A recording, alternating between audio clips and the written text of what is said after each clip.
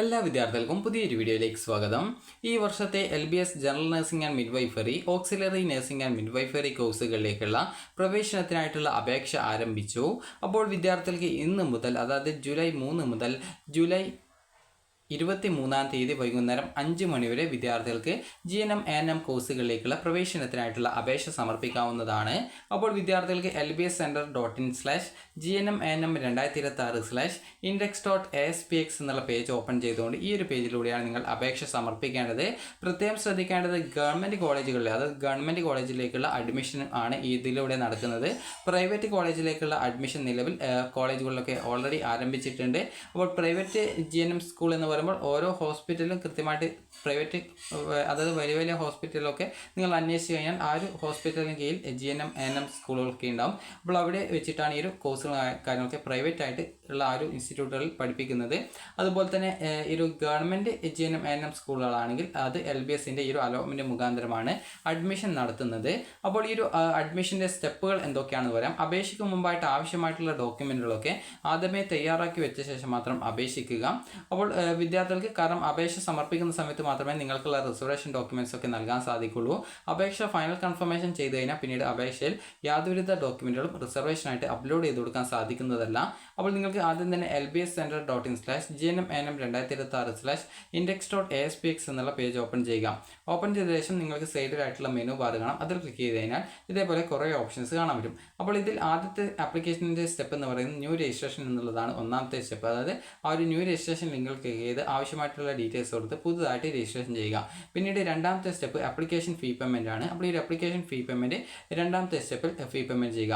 Fees വരുന്നത് എങ്ങനെയാണെന്ന് ചോദിച്ചാൽ, നിങ്ങൾ GNM കോഴ്സിന് മാത്രമാണ് അപ്ലൈ ചെയ്യുന്നതെങ്കിൽ നിങ്ങൾക്ക് 400 രൂപയാണ് ഫീസ്. ഇനി നിങ്ങൾ GNM-നും ANM-നും രണ്ടിനും അപ്ലൈ ചെയ്യുന്നുണ്ടെങ്കിൽ 600 രൂപയാണ് ഫീസ്. അതുപോലെ തന്നെ ANM-ന് മാത്രമാണ് അപ്ലൈ ചെയ്യുന്നതെങ്കിൽ 300 രൂപയാണ് ഫീസ്. SC/ST വിഭാഗം വിദ്യാർത്ഥികളാണെങ്കിൽ ഈ ഒരു ഫീസിൻ്റെ ഒക്കെ പകുതിയേ വരത്തുള്ളൂ. GNM-നാണെങ്കിൽ 200 രൂപ ഫീസ് വരും.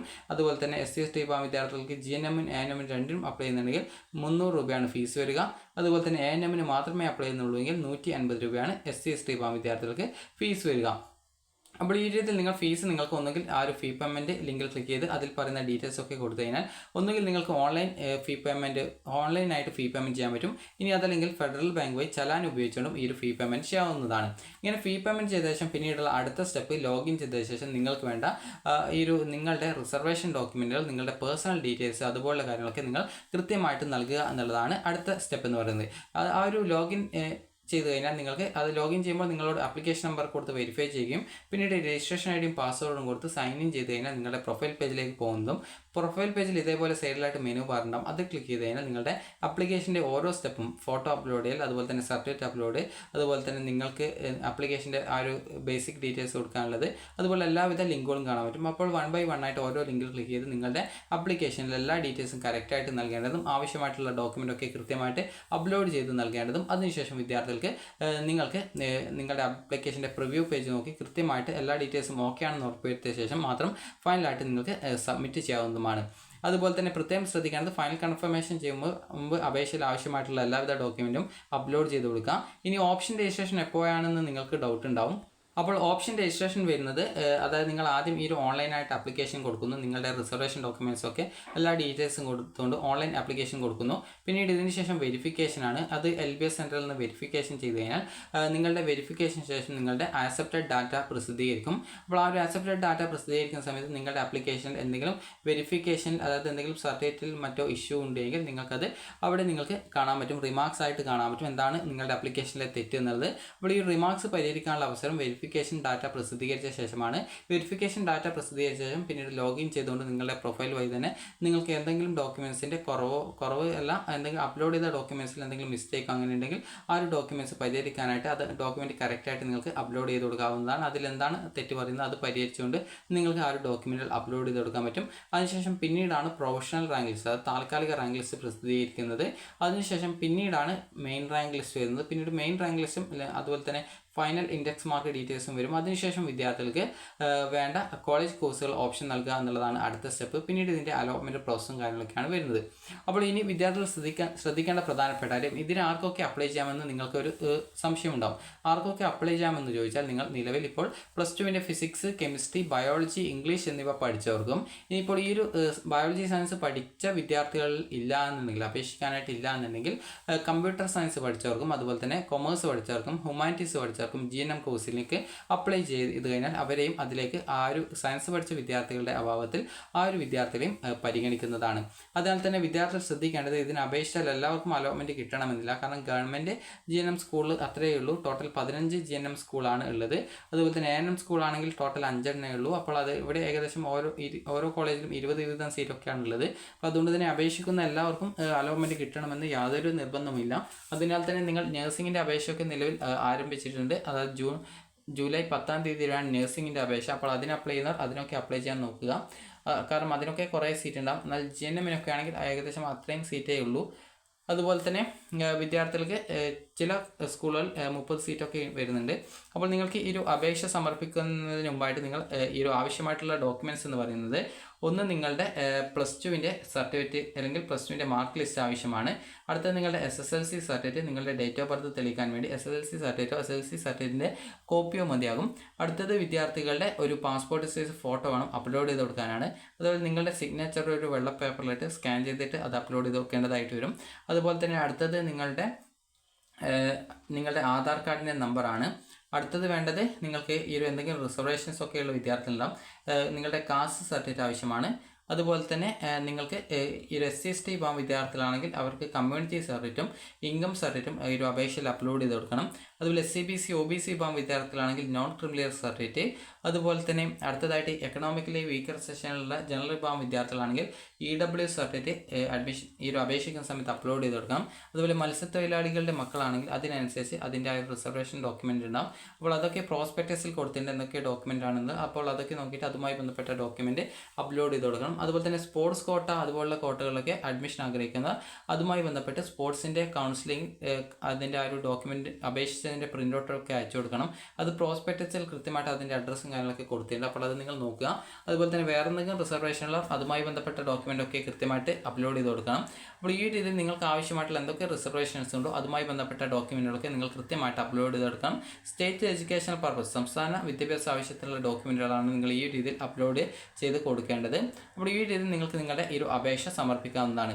അതുപോലെ അപേക്ഷ സമർപ്പിക്കുമ്പോൾ നിങ്ങൾ എന്തൊക്കെ ഡോക്യുമെൻറ്റുകൾ അപ്ലോഡ് ചെയ്ത് കൊടുക്കണം, ഇതൊക്കെ കൃത്യമായിട്ട് നിർദ്ദേശം നൽകിയിട്ടുണ്ട്. അതുപോലെ ഫൈനൽ കൺഫർമേഷൻ ചെയ്ത് കഴിഞ്ഞാൽ അപേക്ഷ എഡിറ്റ് ചെയ്യാൻ പറ്റത്തില്ല. അതുപോലെ തന്നെ ഫൈനൽ കൺഫർമേഷൻ ചെയ്യാത്തവരുടെ അപേക്ഷ, അതായത് ജൂലൈ 23-ാം തീയതി വൈകുന്നേരം 5 മണിക്ക് മുമ്പായിട്ട് തന്നെ നിങ്ങളുടെ അപേക്ഷ ഫൈനലായിട്ട് കൺഫർമേഷൻ ചെയ്തിട്ടില്ല എങ്കിൽ നിങ്ങളുടെ അപേക്ഷ അലോട്ട്മെൻറ്റിൽ പരിഗണിക്കില്ല എന്നാണ് പറഞ്ഞിട്ടുള്ളത്.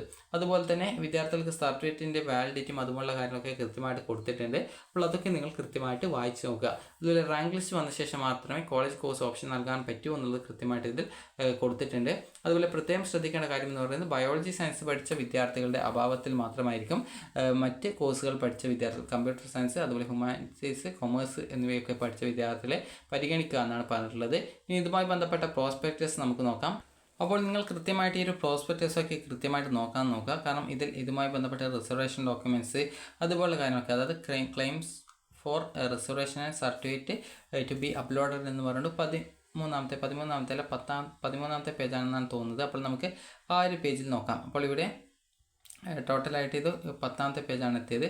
അപ്പോൾ ഇനി 13-ാമത്തെ പേജ് എന്ന് പറയുമ്പോൾ ഏകദേശം, അതായത് ഈ ഒരു പേജിൽ റിസർവേഷനുമായി ബന്ധപ്പെട്ട ഡീറ്റെയിൽസ് അതുപോലെ എന്തൊക്കെയാണ് നിങ്ങൾ ആപ്ലിക്കേഷൻ നൽകുന്ന സമയത്ത് എന്തൊക്കെയാണ് അപ്ലോഡ് ചെയ്യേണ്ടത് എന്നുള്ളതൊക്കെ കൃത്യമായിട്ട് ഇതിൽ കൊടുത്തിട്ടുണ്ട്. അപ്പോൾ ഇതൊക്കെ നിങ്ങൾ കൃത്യമായിട്ട് വായിച്ച് നോക്കുക. എന്നിട്ട് നിങ്ങൾക്ക് എന്തൊക്കെ ഡോക്യുമെൻ്റാണോ വേണ്ടത് അതൊക്കെ നിങ്ങൾ കൃത്യമായിട്ട് അപ്ലോഡ് ചെയ്ത് കൊടുക്കേണ്ടതാണ്. അതുപോലെ സ്പോർട്സ് കൗൺസിൽ എവിടെയാണ് നിങ്ങൾ സ്പോർട്സ് കോട്ടയിൽ അഡ്മിഷൻ ആഗ്രഹിക്കുന്നവർ അപേക്ഷിച്ച ശേഷം അതിൻ്റെ ഡീറ്റെയിൽസ് എവിടെയാണ് അയച്ചു കൊടുക്കേണ്ടതെന്നൊക്കെ കൃത്യമായിട്ട് ഇതിൽ കൊടുത്തിട്ടുണ്ട്. അപ്പോൾ ഇതൊക്കെ നിങ്ങൾ കൃത്യമായിട്ട് വായിച്ച് നോക്കുക. അതുപോലെ തന്നെ ഏത് സ്പോർട്സ് കോട്ടയുമായി ബന്ധപ്പെട്ട് എവിടെയാണ് അതിൻ്റെ കോപ്പി അയക്കേണ്ടത്, അതുപോലെ തന്നെ NCC കോട്ടയിൽ നിങ്ങൾക്ക് റിസർവേഷൻ ഉള്ളവർ അത് എവിടെയാണ് നിങ്ങൾ അതുമായി ബന്ധപ്പെട്ട ഡോക്യുമെൻ്റ് അപ്ലോഡല്ല ഈ ഒരു അയച്ചു നൽകേണ്ടത് ഇങ്ങനെയുള്ള കൃത്യമായിട്ടുള്ള കാര്യങ്ങളൊക്കെ കൃത്യമായിട്ട് ഇതിൽ കൊടുത്തിട്ടുണ്ട്. അപ്പോൾ ഇതൊക്കെ നിങ്ങൾ കൃത്യമായിട്ട് വായിച്ച് നോക്കുക. അതുപോലെ തന്നെ അതിനുശേഷം ആ ഒരു കാര്യങ്ങളൊക്കെ കൃത്യമായിട്ട് ശ്രദ്ധിച്ച് ചെയ്യാൻ നോക്കുക. അതുപോലെ തന്നെ പ്രത്യേകം ശ്രദ്ധിക്കേണ്ട കാര്യം എന്ന് പറയുന്നത് ഇവിടെ നിങ്ങൾക്ക് കാണാൻ പറ്റും ടോട്ടൽ എത്ര സീറ്റ് ഉണ്ട് എന്നുള്ളത്. ടോട്ടൽ സീറ്റ് എന്ന് പറയുമ്പോൾ ഗവൺമെൻറ് GNM സ്കൂൾ ടോട്ടലായിട്ട് കൂട്ടിക്കഴിഞ്ഞാൽ 455 സീറ്റാണ് ടോട്ടലായിട്ടുള്ളത്. അതിൽ 20 സീറ്റ് SC/ST വിഭാഗം വിദ്യാർത്ഥികൾക്ക് വേണ്ടി മാത്രമുള്ളതും ബാക്കി 14 GNM സ്കൂളിലേത് ബാക്കി എല്ലാ വിദ്യാർത്ഥികൾക്കും വേണ്ടിയിട്ടാണ്. അങ്ങനെ ടോട്ടലായിട്ട് ഏകദേശം 455 സീറ്റാണുള്ളത്. അതുപോലെ തന്നെ ANM കോഴ്സ് ആണെങ്കിൽ ടോട്ടലായിട്ട് 130 സീറ്റാണുള്ളത്. അപ്പോൾ നിങ്ങൾക്ക് താല്പര്യമുള്ള കോഴ്സിൽ നിങ്ങൾക്ക് അഡ്മിഷൻ കിട്ടുമോ ഇല്ലയോ എന്നുള്ള കാര്യം നിങ്ങൾക്ക് ഇതിൽ പങ്കെടുത്താൽ അറിയാൻ സാധിക്കും. എന്നാൽ എല്ലാവർക്കും അലോട്ട്മെൻറ്റ് കിട്ടാനുള്ള സാധ്യത ഇല്ല എന്ന് നിങ്ങൾക്ക് ഇത് സീറ്റ് വേക്കൻസി മനസ്സിലാക്കുന്ന സമയത്ത് അറിയാൻ സാധിക്കുന്നതാണ്. അപ്പോൾ നിങ്ങൾക്ക് ഈ ഒരു GNM കോഴ്സിൻ്റേത് ഡ്യൂറേഷൻ എന്ന് പറയുന്നത് 3 വർഷം അതുപോലെ തന്നെ 6 മാസം ആണ്. 3 വർഷം എന്ന് പറയുമ്പോൾ 3 വർഷത്തെ കോഴ്സാണിത്. അതുപോലെ തന്നെ 6 മാസം ഇൻറ്റേൺഷിപ്പാണ് ഉണ്ടാവുക. ANM കോഴ്സ് ആണെങ്കിൽ 2 വർഷത്തെ ആ ഒരു കോഴ്സാണിത്. അതിന് ഇൻറ്റേൺഷിപ്പ് ഇല്ല. അതുപോലെ പ്രത്യേകം ശ്രദ്ധിക്കേണ്ടത്, കാരണം കഴിഞ്ഞ വർഷം പല വിദ്യാർത്ഥികളും അപേക്ഷിച്ച് അലോട്ട്മെൻറ്റ് കിട്ടാതെയൊക്കെ ഉണ്ടായിരുന്നു. അപ്പോൾ നിങ്ങൾക്ക് അലോട്ട്മെൻറ്റ് കിട്ടില്ല എന്നല്ല പറയുന്നത്, നിങ്ങൾ ഇതിന് അപ്ലൈ ചെയ്തിട്ട് എവിടെയും അലോട്ട്മെൻറ്റ് കിട്ടാതിരിക്കുന്നത് ആ ഒരു രീതിയിൽ അങ്ങനെ ആവാതിരിക്കാൻ വേണ്ടിയിട്ടാണ്. കാരണം കഴിഞ്ഞ വർഷം പല വിദ്യാർത്ഥികളും വെറുതെ കുറേ ടൈം വേസ്റ്റ് ചെയ്തു, അത് കുറേ ടൈം വെയിറ്റ് ചെയ്തിരുന്നു, എന്നിട്ട് അലോട്ട്മെൻറ്റ് കിട്ടിയിട്ടില്ല എന്നൊക്കെ പറഞ്ഞിട്ടുണ്ടായിരുന്നു. അതുകൊണ്ട് തന്നെ നിങ്ങൾ ശ്രദ്ധിക്കേണ്ടത്, നിങ്ങൾ നിലവിലിപ്പോൾ ബയോളജി സയൻസൊക്കെ പാസ്സായിട്ടുള്ള, അത് +2 ബയോളജി സയൻസൊക്കെ പാസ്സായിട്ടുള്ള വിദ്യാർത്ഥികളാണെങ്കിൽ നിങ്ങൾ ഈ ഒരു GNMന് അപ്ലൈ ചെയ്യുന്നതിൻ്റെ കൂടെ നഴ്സിങ്ങിനൊക്കെ കൂടി അപ്ലൈ ചെയ്യുക. നഴ്സിങ്ങിൻ്റെ അപ്ലൈ ചെയ്യാനുള്ള ലാസ്റ്റ് ഡേറ്റ് എന്ന് പറയുന്നത് ജൂലൈ 10-ാം തീയതിയാണ്. അപ്പോൾ നഴ്സിങ്ങിനൊക്കെ അപ്ലൈ ചെയ്യുക. അതുപോലെ തന്നെ പാരാമെഡിക്കൽ ഡിപ്ലോമ കോഴ്സുകളിലെ അലോട്ട്മെൻ്റ് ഒക്കെ വരുന്നുണ്ട്. അതുപോലെ തന്നെ AMCS FNCK എന്ന് പറയുന്ന വെബ്സൈറ്റിൽ നിങ്ങൾക്ക് ജൂലൈ 25-ാം തീയതി വരെയാണെന്നാണ് തോന്നുന്നത്, ജൂലൈ 25 വരെ നിങ്ങൾക്ക് നഴ്സിങ്ങിൻ്റെ അപേക്ഷ സമർപ്പിക്കാൻ പറ്റും. അതുപോലെ തന്നെ PNC MAC വഴി നിങ്ങൾക്ക് ഏകദേശം ഒരു ജൂലൈ 15-ാം തീയതിയാണ് ഒന്ന്. അപ്പോൾ അതുവരെ നിങ്ങൾക്ക് ഈ ഒരു നഴ്സിംഗ് കോഴ്സിലേക്ക് അപ്ലൈ ചെയ്യാൻ പറ്റും. അപ്പോൾ അങ്ങനെ നഴ്സിംഗ് പഠിക്കാൻ താല്പര്യമുള്ള അതിനൊക്കെ അപ്ലൈ ചെയ്ത് അഡ്മിഷൻ കിട്ടുമെന്ന് നോക്കാവുന്നതാണ്. അപ്പോൾ നിങ്ങൾക്ക് ഈ ഒരു വീഡിയോ ഉപകാരപ്രദമായിട്ടുണ്ടെന്ന് കരുതുന്നു. അതുപോലെ GNMന് മാത്രം അപ്ലൈ ചെയ്ത് ഇരിക്കരുത്, അലോട്ട്മെൻറ്റ് കിട്ടുമെന്ന് ഉറപ്പൊന്നും പറയാൻ പറ്റത്തില്ല എന്നുള്ളതുകൊണ്ടാണ് നിങ്ങളോട് ഈ ഒരു കാര്യങ്ങളൊക്കെ കൃത്യമായിട്ട് സൂചിപ്പിക്കുന്നത്. അപ്പോൾ നിങ്ങൾക്ക് ഈ ഒരു വീഡിയോ ഉപകാരപ്രദമായിട്ടുണ്ടെങ്കിൽ ലൈക്ക് ചെയ്യുക, ഷെയർ ചെയ്യുക. Thank you for watching.